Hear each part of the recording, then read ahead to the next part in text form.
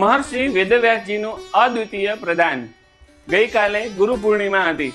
શું ખરેખર આપણે જાણીએ છીએ કે આ દિવસ શા માટે ઉજવાય છે? શ્રી કૃષ્ણ મિત્રો, જો તમારો જવાબ છે ગુરુને વંદન કરવા માટે, તો આ જવાબ અધૂરો છે। ગુરુ પૂર્ણિમા માત્ર કોઈ ગુરુને વંદન શુભેચ્છા પાઠવવાનો દિવસ નથી। આ દિવસ ઉજવાય છે જગતગુરુ મહર્ષિ વેદવ્યાસજીના પવિત્ર પ્રાગટ્ય દિન તરીકે। માતૃશ્રી સત્યવતીની પવિત્ર કૃષિમાંથી અને મહાન તપસ્વી પરાશર ઋષિના તેજમાંથી પ્રગટેલા મહર્ષિ વેદવ્યાસજી માત્ર એક ઋષિ નહોતા, તેઓ સમગ્ર સનાતન જ્ઞાન પરંપરાના આધાર સ્તંભ હતા। તેમણે એક રૂપ રહેલા વેદોને 4 ભાગમાં વિભાજિત કર્યા। મહાભારત જેવા વિશ્વના મહાનતમ મહાગ્રંથની રચના કરી।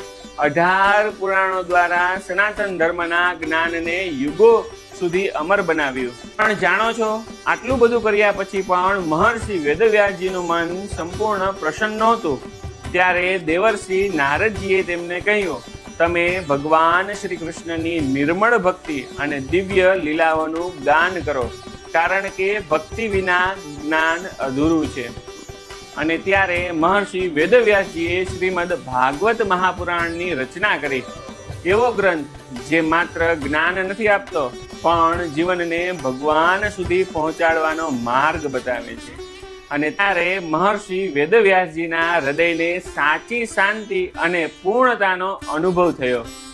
એટલા માટે ગુરુ પૂર્ણિમા માત્ર એક તહેવાર નથી, આ છે જ્ઞાનને નમન કરવાનો દિવસ, ગુરુ પરંપરા પ્રત્યે કૃતજ્ઞતા વ્યક્ત કરવાનો દિવસ, ગુરુ મહર્ષિ વેદવ્યાસજીના અસ્મરણીય યોગદાનને સ્મરણ કરવાનો પવિત્ર અવસર। જય હિન્દ, જય ભારત।